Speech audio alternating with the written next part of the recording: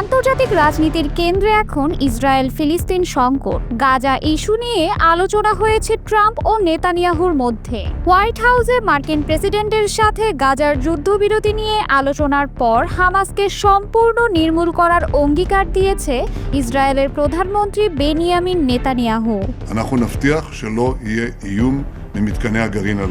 Gaza issue সমাধানে যুক্তরাষ্ট্র সফরে যান নেতানিয়াহু। দেখা করেন প্রেসিডেন্ট ডোনাল্ড ট্রাম্পের সাথে। নেতানিয়াহু জানান তাদের আলোচনায় উঠে এসেছে যুদ্ধবিরতি, বন্দি মুক্তি এবং হামাসকে নির্মূল করার অঙ্গীকার।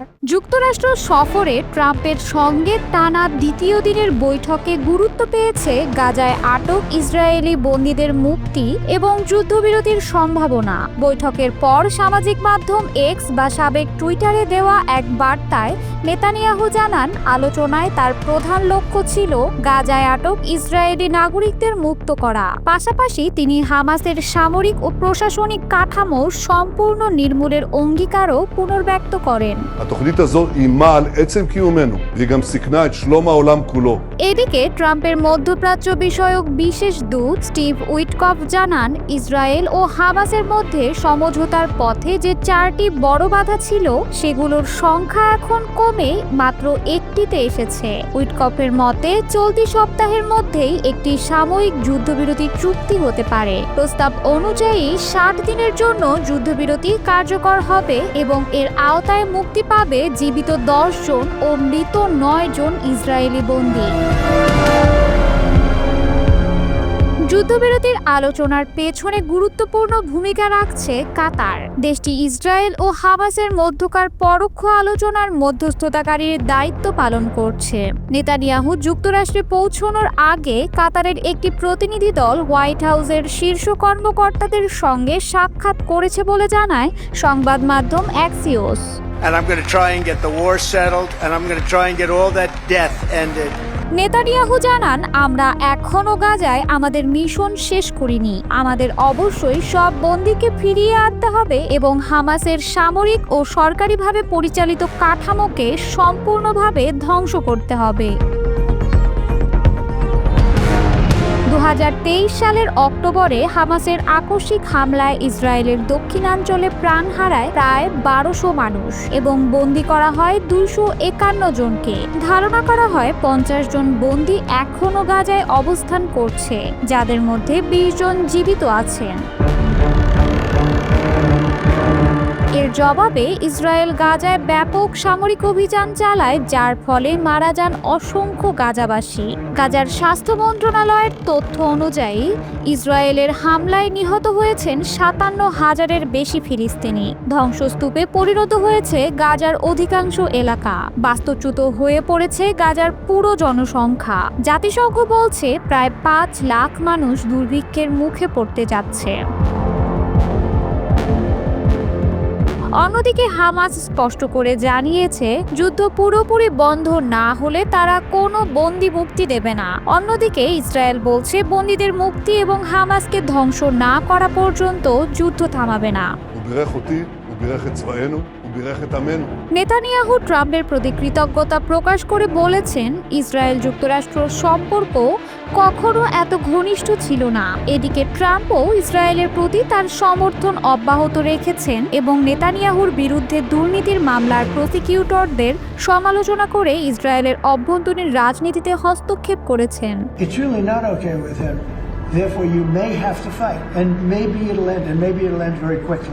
গাজা যুদ্ধের ভয়াবহতা এখনো তুঙ্গেই রয়েছে। নেতানিয়াহু ট্রাম্প বৈঠক হয়তো শান্তির পথে কিছুটা আলোর দিশা দেখাচ্ছে, তবে চূড়ান্ত সমাধান এখনো বহু দূরে বলেই ধারণা বিশ্লেষকদের।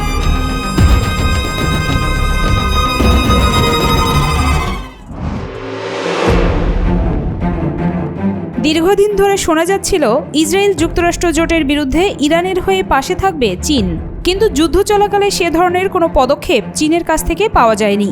তবে এবার চীন বেশ ঢাকঢোল পিটিয়ে ইরানের পাশে দাঁড়িয়েছে বলে ধারণা করছে সামাজিক প্ল্যাটফর্মগুলো।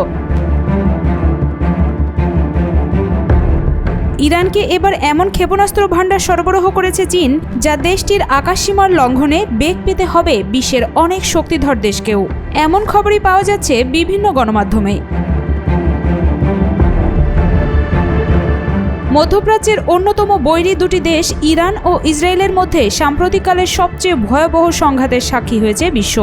12 দিনের রক্তক্ষয়ী সংঘর্ষ শেষে মার্কিন প্রেসিডেন্ট ডোনাল্ড ট্রাম্পের মধ্যস্থতায় যুদ্ধবিরতিতে সম্মত হয়েছে দেশ দুটি। তবে এই যুদ্ধবিরতিতে ভরসা করতে পারছে না ইরান। তেহরানের আশঙ্কা যে কোনো সময় আবারও হামলা করতে পারে ইসরায়েল, আর সেই আশঙ্কা থেকেই এবার জোর কদমে পূর্ব প্রস্তুতি নিতে শুরু করেছে খামেনি প্রশাসন। ইরান দেখেছে সর্বশেষ সংঘাতে ইসরায়েলের স্টেলথ ফাইটারগুলোর সামনে কিভাবে অসহায় হতে হয়েছে তাকে, তাই শত্রুকে আকাশেই প্রতিরোধে এবার সর্বোচ্চ গুরুত্ব দিতে চাইছে তেহরান। জানা গেছে যুদ্ধবিরতি কার্যকর হওয়ার পরপরই চীন থেকে অত্যাধুনিক সারফেস 2 ইয়ার ক্ষেপণাস্ত্রের বিশাল চালান হাতে পেয়েছে ইরান। এসব ক্ষেপণাস্ত্রের পাল্লা এতটাই শক্তিশালী, ইরানের আকাশসীমা 30 কিলোমিটারের মধ্যে কেবল ইসরায়েল নয়, কোনো দেশের যুদ্ধবিমানই প্রবেশ করা কঠিন হয়ে পড়বে বলে ধারণা করছেন বিশ্লেষকরা। মধ্যপ্রাচ্য ভিত্তিক সংবাদ মাধ্যম মিডল ইস্ট আইকে এ তথ্য নিশ্চিত করেছেন একাধিক আরব গোয়েন্দা কর্মকর্তা। তারা জানান 24 জুন যুদ্ধবিরতি কার্যকর হওয়ার পরই চীনা SAM HQ-9 বা HQ-16 এসব ব্যাটারি ইরানে পৌঁছায়।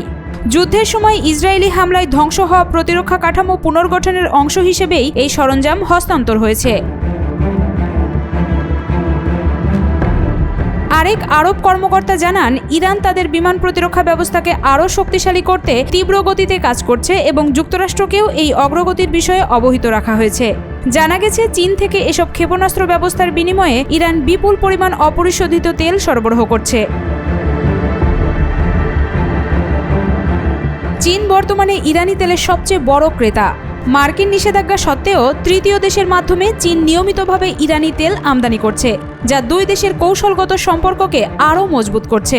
বিশ্লেষকরা মনে করছেন এই চীনা প্রতিরক্ষা ব্যবস্থা ইরানের আকাশে ইসরায়েলি আধিপত্যের সমাপ্তি ঘটাতে পারে, কারণ সম্প্রতি ইসরায়েল ইরানের আকাশসীমায় অনুপ্রবেশ করে ব্যালিস্টিক ক্ষেপণাস্ত্র উৎক্ষেপণ কেন্দ্র ও সামরিক বিজ্ঞানীদের লক্ষ্য করে ধ্বংসাত্মক হামলা চালায়।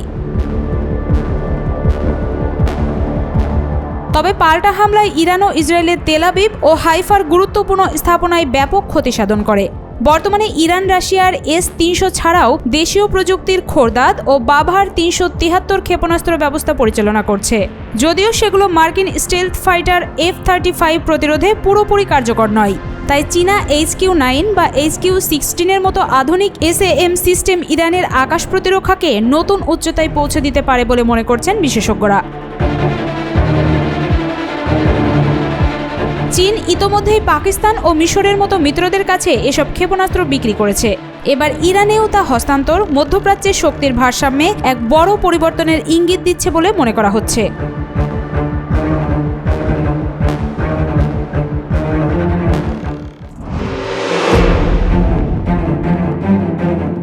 আফগানিস্তান থেকে পরিচালিত সন্ত্রাসী হামলার আশঙ্কায় জাতিসংঘে কড়া বার্তা দিয়েছে পাকিস্তান। দেশটি বলেছে, আফগানিস্তানের অশাসিত অঞ্চল থেকে তেহরিকি তালিবান পাকিস্তান, বেলুচিস্তান লিবারেশন আর্মি এবং মজিদ ব্রিগেডের মতো গোষ্ঠী পাকিস্তানের কৌশলগত অবকাঠামো ও উন্নয়ন প্রকল্পগুলোতে হামলার ছক আঁকছে। সোমবার নিউ ইয়র্কের জাতিসংঘ সাধারণ পরিষদে পাকিস্তানের স্থায়ী প্রতিনিধি রাষ্ট্রদূত আসিম ইফতেখার আহমদ বলেন, আফগানিস্তান যেন সন্ত্রাসীদের জন্য নিরাপদ আশ্রয়স্থল না হয়ে ওঠে তা নিশ্চিত করতে হবে।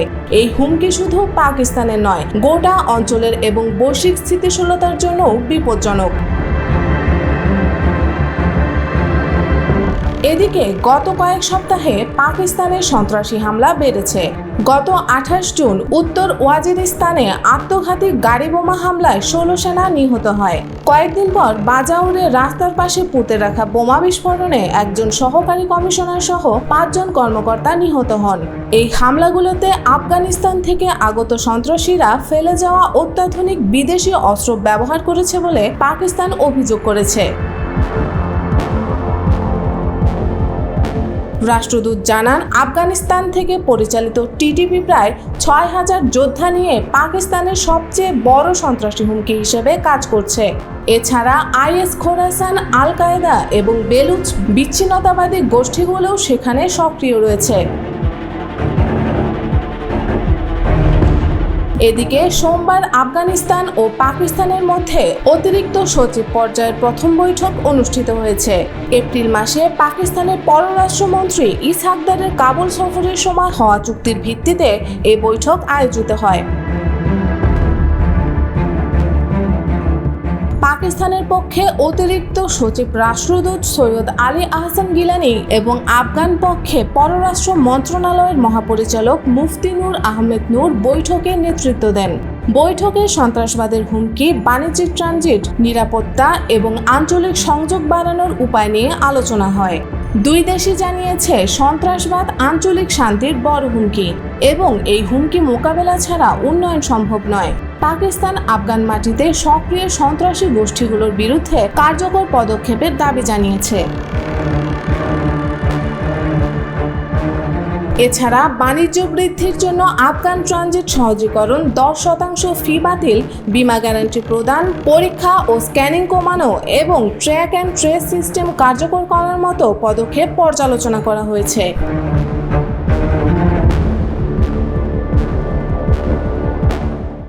আবারও ইরানে হামলার সব ধরনের প্রস্তুতি নিচ্ছে ইসরায়েল। অপেক্ষা কেবল যুক্তরাষ্ট্রের অনুমতির। ট্রাম্প অনুমতি দিলেই ফের ইরানে হামলা চালাবে নেতানিয়াহু। ইরান যদি তাদের পারমাণবিক কর্মসূচি পুনরায় শুরু করার চেষ্টা করে তাহলে যুক্তরাষ্ট্র ইরানে হামলা চালানোর অনুমতি দেবে বলে আশা করছে ইসরায়েল। এই সম্ভাবনাকে সামনে রেখে ইতোমধ্যেই প্রস্তুতি নিচ্ছে দেশটি। মঙ্গলবার এক প্রতিবেদনে এই কথা জানিয়েছে টাইমস অফ ইসরায়েল। হোয়াইট হাউসে এক নৈশভোজে মার্কিন প্রেসিডেন্ট ডোনাল্ড ট্রাম্প এবং ইসরায়েলের প্রধানমন্ত্রী নেতানিয়াহু বসে আলোচনায় অংশ নেন। আলোচনায় দুই নেতা গত মাসে ইরানের পারমাণবিক কর্মসূচির উপর ইসরায়েলি ও মার্কিন হামলার প্রশংসা করেন এবং একে সফল একটি অভিযান হিসেবে অভিহিত করেন। দুই নেতা স্বীকার করেন যে ইরান শান্তি বজায় রাখতে না চাইলে শত্রুতা আবারও শুরু হতে পারে। অ্যাক্সিওসের এক প্রতিবেদনে দুইটি সূত্রের বরাতে বলা হয় যে ওয়াশিংটনে গত সপ্তাহের বৈঠক শেষে ইসরায়েলের কৌশলগত বিষয়ক মন্ত্রী কর্মকর্তাদের বলেন নির্দিষ্ট কিছু পরিস্থিতিতে হোয়াইট হাউস ইসরায়েলের নতুন হামলাকে সমর্থন করতে পারে। এই পরিস্থিতিগুলোর মধ্যে রয়েছে তেহরানের পারমাণবিক কর্মসূচি পুনর্গঠনের প্রচেষ্টা অথবা ভূগর্ভস্থ ঘাঁটিতে মজুদ থাকা ইউরেনিয়াম বের করে আনার চেষ্টা করলে। যুক্তরাষ্ট্র ইরানের নাতাঞ্জ, ইস্পাহান ও ফোর্দো এই তিনটি প্রধান পারমাণবিক স্থাপনায় বড় ধরনের বাংকার ব্রেকার বোমা ব্যবহার করে হামলা চালায়। এরপর ওয়াশিংটনের মধ্যস্থতায় ইসরায়েল ও ইরানের মধ্যে 12 দিনের যুদ্ধের অবসান ঘটে। প্রতিবেদনে বলা হয় ধারণা করা হচ্ছে ভূগর্ভস্থ স্থানে আনুমানিক 400 কিলোগ্রাম বা 60% সমৃদ্ধ ইউরেনিয়াম মজুদ ছিল, যা অস্ত্র গ্রেড থেকে মাত্র এক ধাপ দূরে। বিশেষজ্ঞ এবং ইসরায়েলি কর্মকর্তা উভয়ই বলেছেন মার্কিন বোমা হামলার আগে এটি স্থানান্তরিত করা হতে পারে। এদিকে ইসরায়েলি কর্মকর্তারা সংবাদ মাধ্যমকে জানিয়েছেন অ্যাক্সিওস রিপোর্টের বিষয়ে মন্তব্য করতে অস্বীকৃতি জানিয়েছেন রন ডারমার। তবে গত সপ্তাহে মার্কিন ভাইস প্রেসিডেন্ট জেডি ভ্যান্স, মার্কিন পররাষ্ট্রমন্ত্রী মার্কো রুবিও এবং মধ্যপ্রাচ্যে মার্কিন রাষ্ট্রদূত স্টিভ উইটকফের সাথে দেখা করেন ডারমার। ওই বৈঠকের পর নেতানিয়াহুর আস্থাভাজন ডারমার ইসরায়েলি কর্মকর্তাদের বলেছিলেন যে যুক্তরাষ্ট্র ইরানের জন্য শূন্য সমৃদ্ধকরণ নীতিতে প্রতিশ্রুতিবদ্ধ। সোমবার নেতানিয়াহু এবং ডারমার ট্রাম্পের সাথে হোয়াইট হাউসের নৈশভোজে বসার কিছুক্ষণ আগে উইটকফ এবং রুবিওর সঙ্গেও দেখা করেছিলেন। এদিকে ইরানের প্রেসিডেন্ট মাসুদ পেজেশকিয়ান বলেছেন যুক্তরাষ্ট্রের সঙ্গে আলোচনা ও কথাবার্তার মাধ্যমেই দুই দেশের মধ্যে বিরোধ মেটানো সম্ভব বলে বিশ্বাস করেন তিনি। তবে তিনি মনে করেন সম্প্রতি ইরানে ইসরায়েল ও যুক্তরাষ্ট্রের হামলার ঘটনার পর এই আলোচনায় আস্থার বিষয়টি গুরুত্বপূর্ণ হয়ে উঠবে। ইরানে ইসরায়েলের নজিরবিহীন বোমা হামলার কয়েক সপ্তাহের মাথায় যুক্তরাষ্ট্রের সঙ্গে আলোচনার বিষয়ে মন্তব্যটি করেন পেজেশকিয়ান। যুক্তরাষ্ট্রের সঙ্গে আলোচনা ভেঙে পড়ার জন্য ইসরায়েলকেই দায়ী করেছেন পেজেশকিয়ান। পেজেশকিয়ান বলেন আমরা কিভাবে আবার যুক্তরাষ্ট্রের উপর বিশ্বাস রাখব? আমরা কিভাবে নিশ্চিত হব যে আলোচনার মাঝপথে আবার ইসরায়েলকে আমাদের উপর হামলার অনুমতি দেওয়া হবে না? তবে কার্লসনের সঙ্গে সাক্ষাৎকারে প্রেসিডেন্ট পেজেশকিয়ান অভিযোগ করেন, ইসরায়েলের প্রধানমন্ত্রী নেতানিয়াহু মধ্যপ্রাচ্য চিরন্তন যুদ্ধ চালিয়ে যাওয়ার জন্য নিজস্ব পরিকল্পনা আঁটছেন। ইসরায়েলের সঙ্গে মিলে ইরানের বিরুদ্ধে যুদ্ধে না জড়াতে ট্রাম্পের প্রতি আহ্বান জানান তিনি। সাক্ষাৎকারে পেজেশকিয়ান আরও বলেন, এ অঞ্চলকে শান্তি ও ভালো ভবিষ্যতের পথে নিয়ে যাওয়ার এবং ইসরায়েলকে সীমার মধ্যে রাখার মতো যথেষ্ট সক্ষমতা যুক্তরাষ্ট্রের প্রেসিডেন্ট ট্রাম্পের আছে।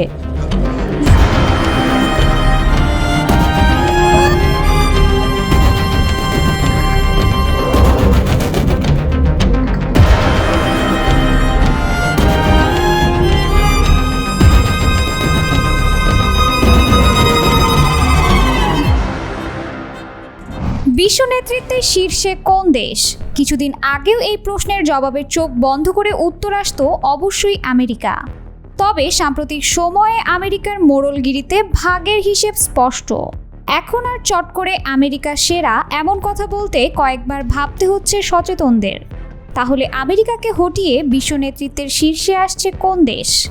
সাম্প্রতিক এই প্রশ্নে আন্তর্জাতিক বিশ্লেষকদের ধারণা দ্রুতই এর উত্তর হতে পারে চীন।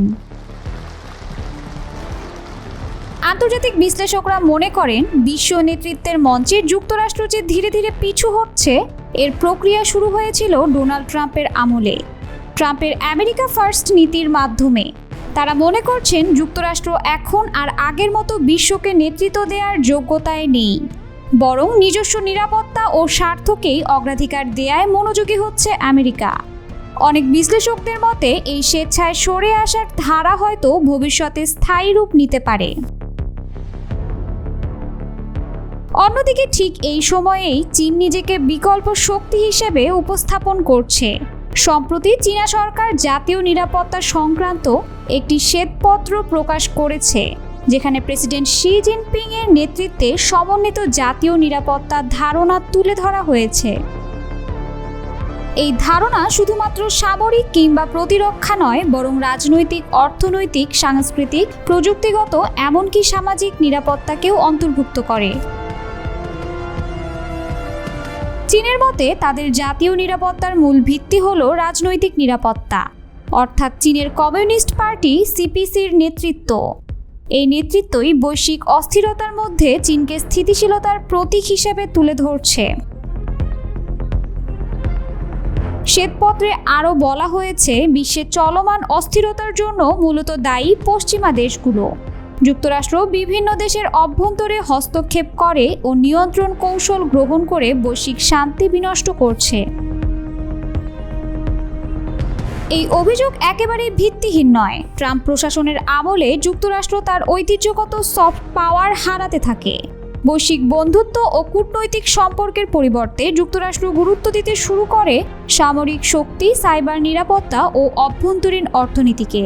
চীনের বিরুদ্ধে উচ্চ শুল্ক, কৌশলগত খনিজে নিয়ন্ত্রণ এবং প্রযুক্তি রপ্তানিতে নিষেধাজ্ঞা ছিল সেই নীতির অংশ।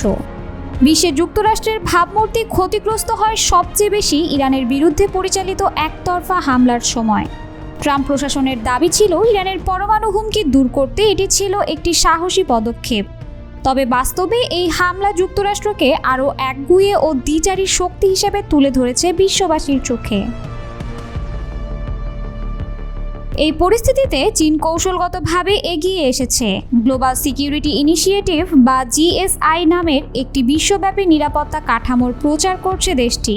পশ্চিমা নেতৃত্বাধীন ব্যবস্থার বিকল্প হিসেবে এই উদ্যোগে ইতোমধ্যে 120টির বেশি দেশ সমর্থন জানিয়েছে। এছাড়া চীনের বেল্ট অ্যান্ড রোড ইনিশিয়েটিভ কার্যক্রমও আঞ্চলিক ও বৈশ্বিকভাবে প্রভাব বিস্তার করছে। চীন লাতিন আমেরিকা, আফ্রিকা এবং এশিয়ার দরিদ্র দেশগুলোতে ঋণ, বিনিয়োগ ও অবকাঠামোগত সহায়তা দিয়ে নিজেকে বন্ধু হিসেবে উপস্থাপন করছে। চীন এখন শুধু নিরাপত্তা নয়, সংস্কৃতি ও মূল্যবোধের মাধ্যমেও প্রভাব বিস্তার করছে। বিশ্বের নানা প্রান্তে কনফুসিয়াস ইনস্টিটিউট স্থাপন, আফ্রিকান ইউনিয়নের সঙ্গে নিয়মিত সংলাপ, উন্নয়নশীল দেশগুলোতে বিনিয়োগ, সবই চীনের এই সফট পাওয়ার কৌশলের অংশ। তবে চীনের এই উচ্চ নৈতিকতার দাবি প্রশ্নের মুখে পড়ে তাদের অভ্যন্তরীণ দমননীতি এবং আঞ্চলিক আগ্রাসী অবস্থানের কারণে। দক্ষিণ চীন সাগরে সামরিকীকরণ এবং তাইওয়ান প্রশ্নে চীনের কড়া অবস্থান তাদের বহুপক্ষীয় ও শান্তিকামী ভাবমূর্তিকে আঘাত করেছে। চীন বলছে তারা শুধু নিজেদের সার্বভৌমত্ব রক্ষায় ব্যবস্থা নিচ্ছে, কিন্তু বাস্তবে তারা সীমান্ত দাবি আরও জোরালোভাবে তুলছে এবং তাইওয়ানের বেলায় বলছে প্রয়োজন হলে যে কোনো ব্যবস্থা নিতে তারা প্রস্তুত। এই ধরনের হুমকি বাস্তবায়িত হলে তা যুক্তরাষ্ট্রের ইরানে হামলার চেয়েও বেশি বিতর্কিত হয়ে উঠতে পারে। বিশ্ব এখন এমন এক সন্ধিক্ষণে দাঁড়িয়ে যেখানে প্রভাবের পালাবদল প্রায় নিশ্চিত। একদিকে যুক্তরাষ্ট্রের স্বেচ্ছায় সরে আসা, অন্যদিকে চীনের সুপরিকল্পিত আগমন। এই দুটি ধারাই আমাদের আগামী বিশ্ব নেতৃত্বের রূপরেখা নির্ধারণ করবে।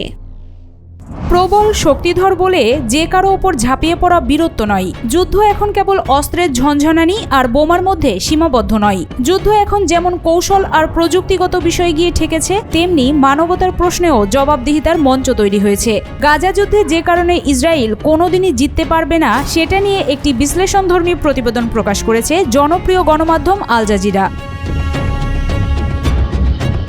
2023 সালের 7 অক্টোবর শুরু হওয়া যুদ্ধ এখন আর শুধু অস্ত্রের যুদ্ধ নয়, এটি এখন ছবি বা দৃশ্যের যুদ্ধও।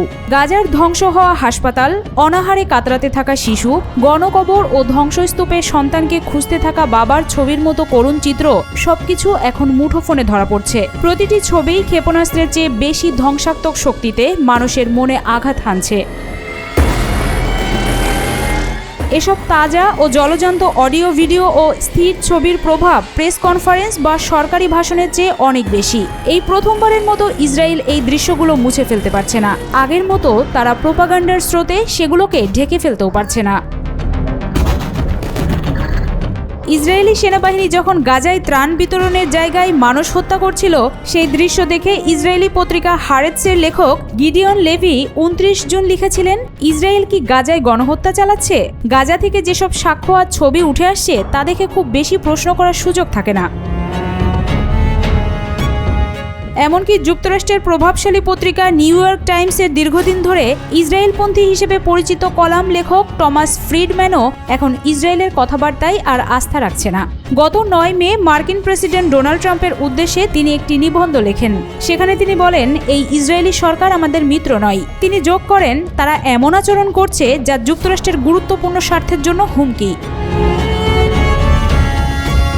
একসময় ইসরায়েলের গল্প বা ভাষ্যগুলোকে পশ্চিমা মিডিয়ার সম্পাদকীয় নীতিমালা আর ইতিহাসগত অপরাধবোধ রক্ষা করত, কিন্তু সামাজিক যোগাযোগ মাধ্যম আর স্মার্টফোনের কারণে এখন সেই রক্ষা কবচ ভেঙে গেছে।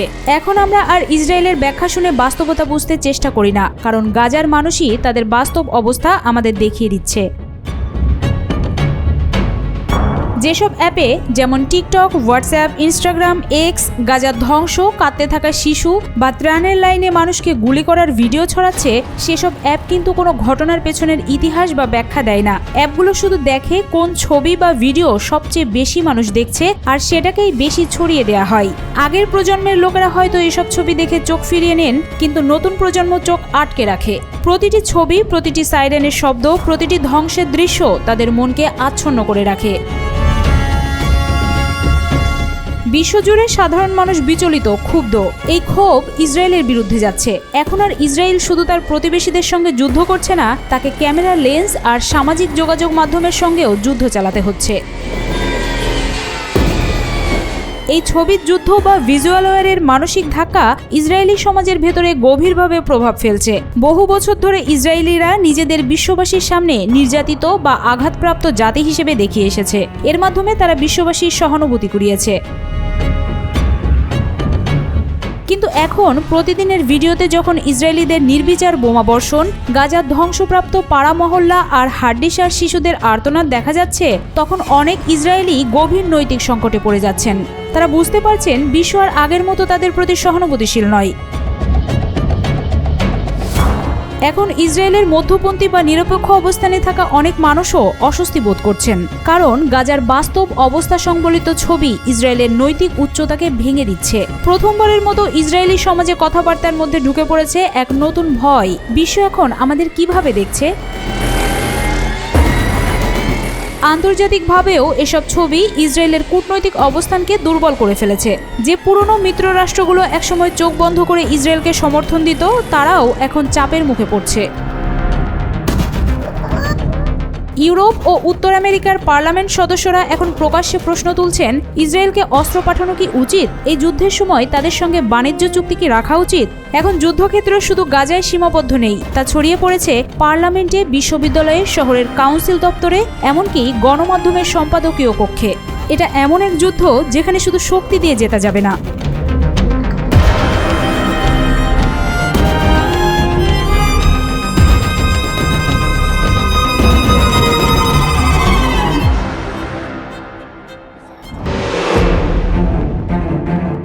যুদ্ধবিরতি চলাকালে চীনের বিশাল ক্ষেপণাস্ত্র চালান পৌঁছেছে তেহরানে। ইরান আর চীনের সম্পর্কে যে নতুন মাত্রা যোগ হয়েছে তারই প্রমাণ এই ক্ষেপণাস্ত্র চালান।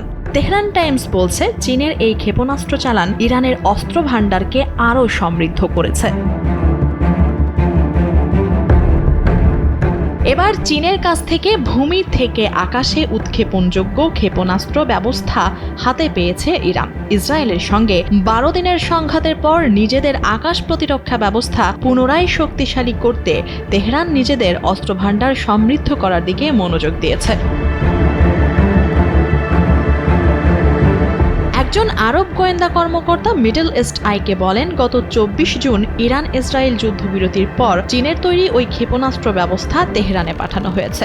নাম প্রকাশ না করার শর্তে আরেক আরব কর্মকর্তা বলেন, যুক্তরাষ্ট্রের আরব মিত্ররা জানত যে তেহরান তার আকাশ প্রতিরক্ষা ব্যবস্থা জোরদার ও শক্তিশালী করার চেষ্টা করছে। হোয়াইট হাউসকেও ইরানের অগ্রগতির বিষয়ে অবহিত করা হয়েছে। ইরান যুদ্ধবিরতির পর চীনের কাছ থেকে কতগুলো ভূমি থেকে আকাশে উৎক্ষেপণযোগ্য ক্ষেপণাস্ত্র বা SAM পেয়েছে সে বিষয়ে ওই কর্মকর্তা কিছুই বলেননি। তবে একজন আরব কর্মকর্তা বলেন, ইরান তেলের বিনিময়ে ক্ষেপণাস্ত্রগুলো কিনেছে। ইরানের তেলের সবচেয়ে বড় ক্রেতা চীন।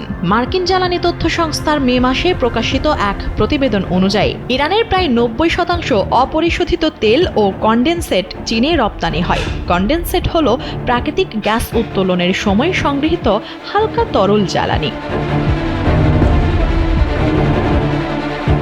যুক্তরাষ্ট্রের নিষেধাজ্ঞা সত্ত্বেও গত কয়েক বছর ধরে চীন ইরানের কাছ থেকে রেকর্ড পরিমাণ জ্বালানি তেল আমদানি করে আসছে। আমদানি করা তেলের উৎস গোপন রাখতে চীন মালয়েশিয়ার মতো দেশগুলোকে ট্রান্সশিপমেন্ট কেন্দ্র হিসেবে ব্যবহার করছে। আরেক আরব কর্মকর্তা মিডল ইস্ট আইকে বলেন, নিষেধাজ্ঞা এড়াতে নানা সৃষ্টিশীল উপায়ে ইরান বাণিজ্য করে থাকে। এই চালানগুলো বেইজিং ও তেহরানের মধ্যে সম্পর্কের গভীরতার ইঙ্গিত দেয়। ইরানে এমন এক সময় ক্ষেপণাস্ত্রের ওই চালান এসেছে যখন পশ্চিমাদের ধারণা ইসরায়েলের নজিরবিহীন হামলার সময় চীন ও রাশিয়া ইরান থেকে কিছুটা দূরত্ব বজায় রেখেছে। 12 দিনের ওই সংঘাতে ইসরায়েল ইরানের আকাশে আধিপত্য প্রতিষ্ঠা করতেও সক্ষম হয়েছিল। ইসরায়েল সুপরিকল্পিত হামলা চালিয়ে ইরানের ব্যালিস্টিক ক্ষেপণাস্ত্র উৎক্ষেপণ স্থাপনাগুলো নিশানা করতে এবং কয়েকজন শীর্ষ ইরানি জেনারেল ও পরমাণু বিজ্ঞানীকে হত্যা করতে সক্ষম হয়।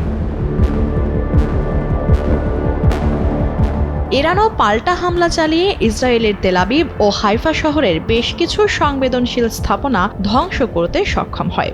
পরে যুক্তরাষ্ট্রের উদ্যোগে বিবাদমান দুদেশ একটি যুদ্ধবিরতিতে রাজি হয়। গত 24 জুন থেকে যুদ্ধবিরতি কার্যকর হয়েছে। যদিও যুদ্ধবিরতির আগে ইরানের 3টি গুরুত্বপূর্ণ পারমাণবিক স্থাপনায় বোমা হামলা চালায় যুক্তরাষ্ট্র। 1980-র দশকের শেষের দিকে ইরাকের সঙ্গে যুদ্ধ চলাকালীন ইরান চীন থেকে উত্তর কোরিয়ার মাধ্যমে HY-2 সিল্কওয়ার্ম ক্রুজ ক্ষেপণাস্ত্র পেয়েছিল। এই ক্ষেপণাস্ত্র ব্যবহার করে ইরান কুয়েতের ওপর হামলা করে এবং তথাকথিত ট্যাঙ্কার যুদ্ধের সময়ে একটি মার্কিন পতাকাবাহী তেল ট্যাঙ্কার লক্ষ্য করে হামলা চালায়। 2010 সালে প্রকাশিত একটি প্রতিবেদনে দাবি করা হয়, ইরান চীনের কাছ থেকে HQ-9 বিমান বিধ্বংসী ক্ষেপণাস্ত্র পেয়েছে। ধারণা করা হয়, ইরান বর্তমানে রাশিয়ার তৈরি S-300 আকাশ প্রতিরক্ষা ব্যবস্থা ব্যবহার করে, যা ধেয়ে আসা বিমান ও ড্রোন ভূপাতিত করতে সক্ষম। একই সঙ্গে ক্রুজ ও ব্যালিস্টিক ক্ষেপণাস্ত্র প্রতিরক্ষা সক্ষমতাও কিছুটা আছে এটির। পাশাপাশি ইরান চীনের তৈরি পুরনো আকাশ প্রতিরক্ষা ব্যবস্থা ও নিজেদের তৈরি খোরদাদ সিরিজ এবং বাভার ৩৭৩-এর মতো আকাশ প্রতিরক্ষা ব্যবস্থা ব্যবহার করে। তবে এই প্রতিরক্ষা ব্যবস্থাগুলোর যুক্তরাষ্ট্রের তৈরি স্টেলথ যুদ্ধবিমান F-35 ভূপাতিত করার সময় সক্ষমতা সীমিত বলেও মনে করা হয়। সম্প্রতি ইরানে বিমান হামলা চালাতে F-35 যুদ্ধবিমান ব্যবহার করে ইসরায়েল। জানা গেছে চীন ইতিমধ্যেই পাকিস্তানের কাছে তাদের HQ-9 ও HQ-16 আকাশ প্রতিরক্ষা ব্যবস্থা বিক্রি করেছে। মিশরও চীনের HQ-9 আকাশ প্রতিরক্ষা ব্যবস্থা ব্যবহার করছে বলে ধারণা করা হয়।